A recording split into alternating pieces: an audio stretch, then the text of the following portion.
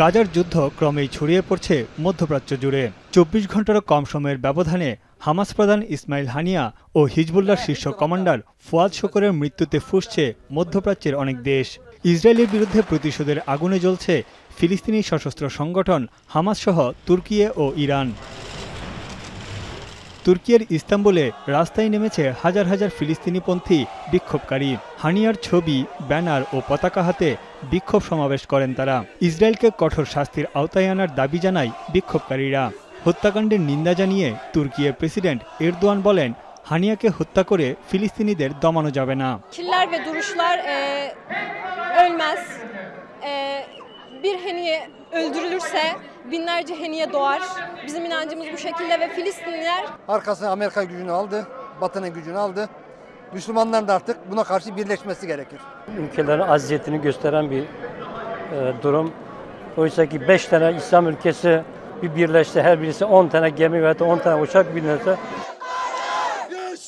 হানিয়ার হত্যাকাণ্ডের প্রতিবাদে বিক্ষোভে নামে তিউনিসিয়ার শত শত মানুষ।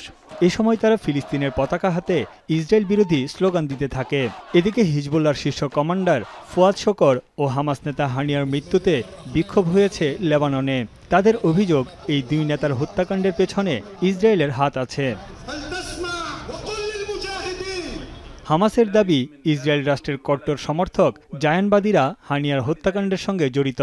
হামাসের ডেপুটি চিফ প্রত্যক্ষদর্শীদের উদ্ধৃতি দিয়ে বলেন, হানিয়ার ঘরে ক্ষেপণাস্ত্রটি সরাসরি আঘাত হানে।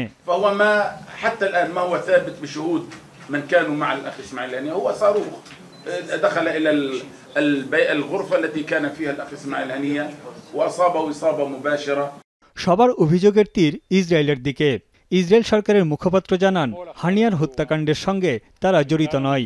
এই ঘটনার সঙ্গে যুক্তরাষ্ট্রের কোনো ধরনের সংশ্লিষ্টতা নেই বলে জানিয়েছেন মার্কিন পররাষ্ট্রমন্ত্রী। On Ismail Haniyeh, we are not commenting on that particular incident.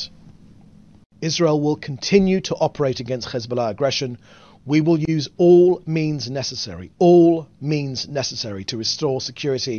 First, this is something we were not aware of or involved in. It's very hard to speculate, and I've learned over many years never to speculate on the impact one event may have. এদিকে গত মঙ্গলবার Hezbollah নেতা ফুয়াদ শকরকে লক্ষ্য করে লেবাননে ক্ষেপণাস্ত্র হামলা চালায় ইসরায়েলি বাহিনী। তার মরদেহ রাজধানীর বৈরুতে একটি ভবনের ধ্বংসস্তূপ থেকে উদ্ধার করে হিজবুল্লাহ গোষ্ঠী। তবে এখনই ইসরায়েলের বিরুদ্ধে যুদ্ধ জড়াতে রাজি না লেবানন। তানভীর জনি, এখন বিশ্ব।